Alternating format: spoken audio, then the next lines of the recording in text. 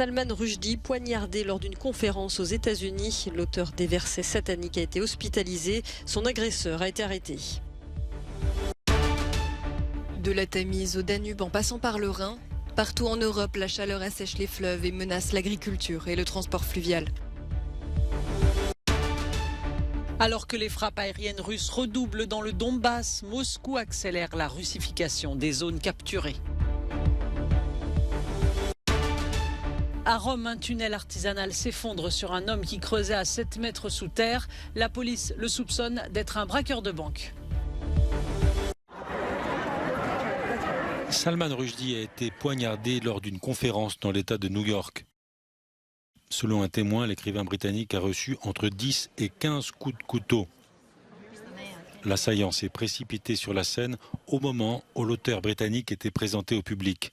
Salman Rushdie a été jeté au sol et son agresseur interpellé. L'auteur des versets sataniques a été transporté par hélicoptère à l'hôpital. Il est vivant, il a été transporté, héliporté en lieu sûr. C'est un homme qui a passé des décennies à dire la vérité au pouvoir, quelqu'un qui est sorti sans avoir peur, malgré les menaces qui l'ont suivi pendant toute sa vie d'adulte. Salman Rushdie avait publié en 1989 les versets sataniques et il était depuis la cible d'une fatwa prononcée par l'ayatollah Khomeini. Son livre s'inspirait notamment d'un attentat contre un avion d'Air India et l'auteur considère que la fatwa de Khomeini a constitué un prélude aux attentats du 11 septembre. Les fleuves d'Europe sont à sec. L'Angleterre a déclaré un état de sécheresse dans une grande partie de son territoire. Depuis 5 mois, la pluie manque et les températures explosent. La source de la Tamise est complètement tarie sur plusieurs kilomètres. Il ne pleut pas plus en Allemagne. Pour cette raison, le niveau de l'eau ne cesse de descendre. Sur une portion du Rhin près de Francfort, la circulation fluviale est de plus en plus compliquée. Et les eaux pourraient même devenir complètement impraticables. Même constat aux Pays-Bas où les maisons flottantes d'ordinaire adaptées au risque d'inondation et de fortes pluies se retrouvent échouées sur le sable dans un delta du Rhin quasiment à sec. Le sud-est de l'Europe ne s'en sort pas mieux. Le niveau du Danube approche de son minimum historique, emportant avec lui son lot de risques pour l'agriculture et le trafic fluvial sur le deuxième plus long fleuve d'Europe. À la frontière entre la Roumanie et la Bulgarie, le Danube a tellement baissé que des dizaines d'îlots de sable ont émergé en plein milieu de son lit. Un obstacle de plus pour les bateaux qui circulent sur le fleuve.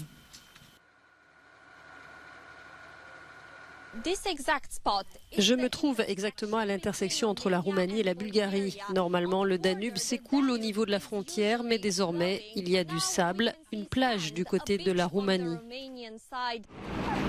D'après l'Agence britannique de l'environnement, à cause du réchauffement climatique, le niveau de certaines rivières pourrait décroître de 50 à 80% pendant les mois d'été d'ici 2050.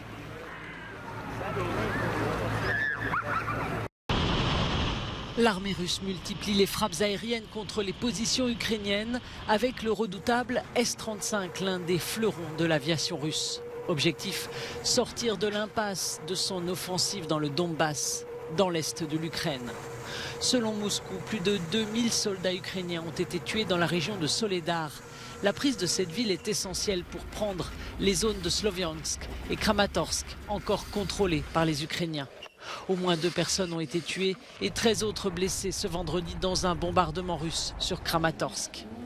Pendant ce temps, la Russie distribue des passeports russes à la population locale. Objectif, accélérer l'annexion des zones déjà sous son contrôle. Cela passera ensuite par l'organisation de référendums pour donner une couverture légale à l'opération. La Russie entame aussi la reconstruction, comme ici à Mariupol. Ils ont commencé dans le théâtre tristement célèbre, bombardé avec de nombreux civils à l'intérieur. Au cours de la même période, des centaines de civils ont perdu la vie lors d'actions qualifiées de crimes de guerre dans les zones occupées par les Russes au nord de Kiev. Les restes de 11 personnes ont été enterrés au cimetière de Boutcha, où reposent plus de 400 civils non identifiés.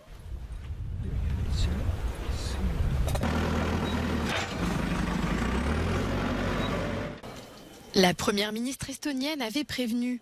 Visiter l'Europe est un privilège et pas un droit. Il est temps d'en finir avec le tourisme russe. 2 jours après ce tweet choc, le pays ferme l'entrée de son territoire aux ressortissants russes munis de visas touristiques. L'Union européenne interdit les voyages aériens depuis la Russie, mais les Russes se rendent par voie terrestre en Estonie pour prendre des vols vers d'autres destinations. Il a été convenu que le ministère des Affaires étrangères et le ministère de l'Intérieur avancent des propositions dans le courant de la semaine prochaine pour encadrer cette fermeture de la frontière estonienne aux citoyens russes qui ont un visa Schengen qui n'a pas été délivré en Estonie. Quelques exceptions seront accordées pour les citoyens russes disposant d'un titre de séjour de longue durée ou pour des motifs familiaux ou professionnels spécifiques. Mais le message politique est clair. Avec cette sanction, l'Estonie veut empêcher les citoyens russes de poursuivre une vie normale. Le pays fait bloc avec ses voisins. La Lettonie et la Pologne ont également fermé leurs frontières aux touristes russes. Sofia travaille dur. Elle crée un dessin à grande échelle pour représenter les soldats ukrainiens morts en défendant leur pays. Cette Ukrainienne a trouvé refuge à Berlin au sein d'un collectif d'artistes établi dans la capitale allemande. Dans les premiers temps de la guerre, l'art lui semblait devenu inutile, explique-t-elle, avant de reprendre le dessus. Pendant les 2 premiers mois, je ne pouvais pas prendre un crayon ou un pinceau. Je ne pouvais pas penser à quoi que ce soit.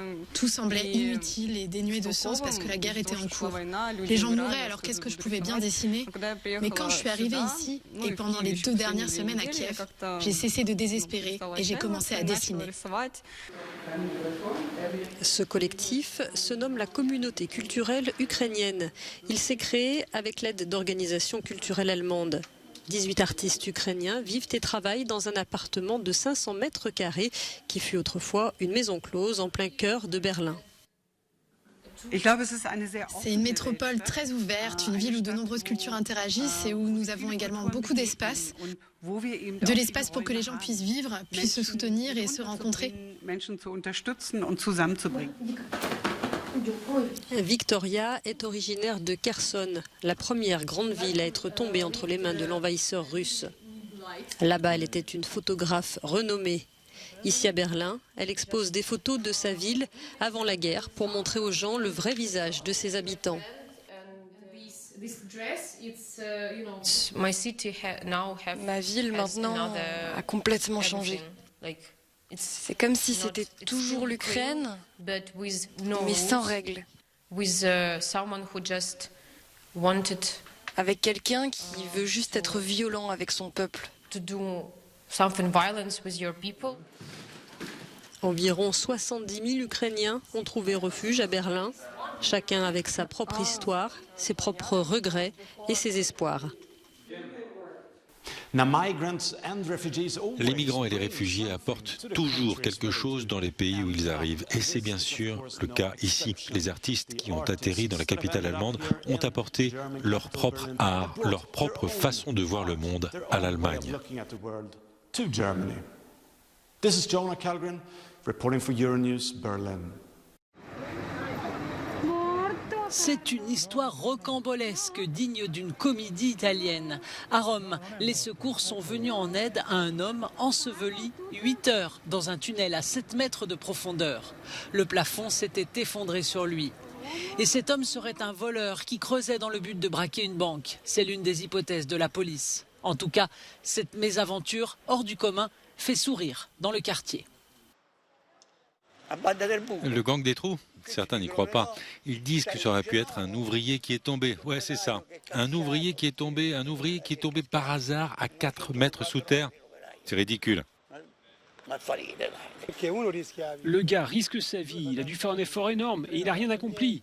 Il aurait mieux fait de s'asseoir avec une bière et il aurait été bien. Les complices de l'infortuné ont été interpellés près d'un magasin vide sous lequel ils creusaient ce tunnel artisanal. Ils sont soupçonnés d'avoir voulu entrer dans la banque pendant le week-end prolongé du 15 août. Les voleurs ratés vont aller du tunnel au trou sans passer par la banque.